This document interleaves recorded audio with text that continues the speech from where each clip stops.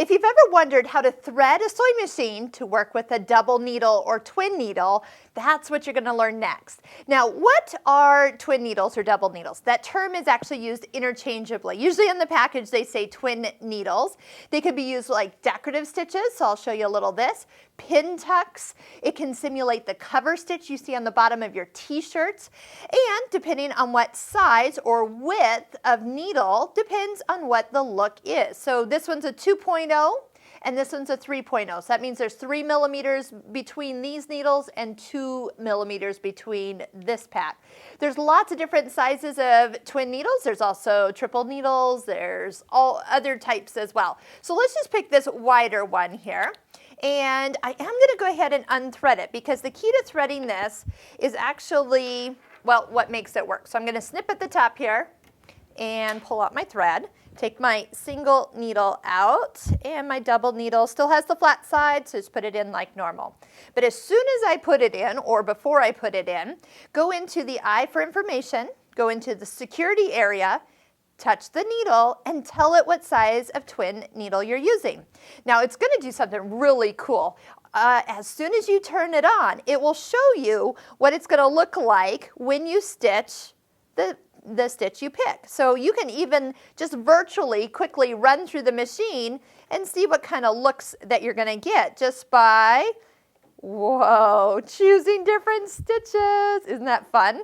So they're also going to look better stitched out. So before we do anything, we'll start with a straight stitch and let's talk threading. So we've got one thread that is our main one, and I'm going to just add a second one on. You can add it on a thread stand or flip your vertical spool pin up depending on what kind of spool that you're working with.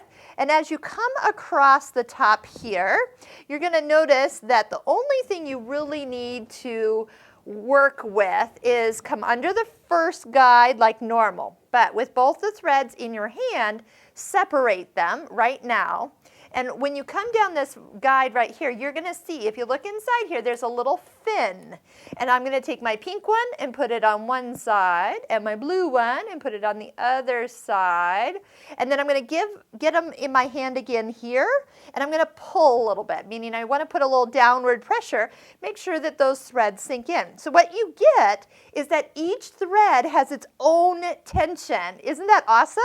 So make sure it goes all the way down, and you can thread the rest of the machine just like normal, kind of up through, and the two guides above the needle are going to be the same. Now the only thing is the needle threader does not work, so you are going to need to manually thread these, or if you have one of those cute little handheld needle threaders that I love, like for the sergers, those are awesome. It doesn't matter which thread goes in which needle, so even if they're flip-flopped from up here to down here, that's no big deal. So nobody really has a care there. Okay, we are threaded today. And now we're just going to act like a normal stitch. So here's what it's going to look like with straight stitches. I'm going to just take a couple stitches. You'll know immediately if you don't have something threaded correctly. The machine just won't sound very good at all. So if you hear anything that doesn't sound right, just stop, rethread, and it should fix itself.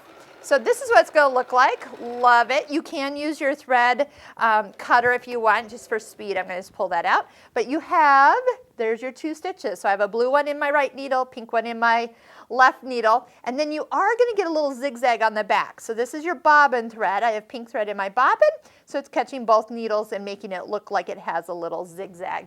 All right, so ready for some decorative stitches. Let's just kind of ease our way over there. Let's do a little zigzagging with our stitch number 2, and one of my favorites, number 8, little triple, no, that's like a honeycomb stitch.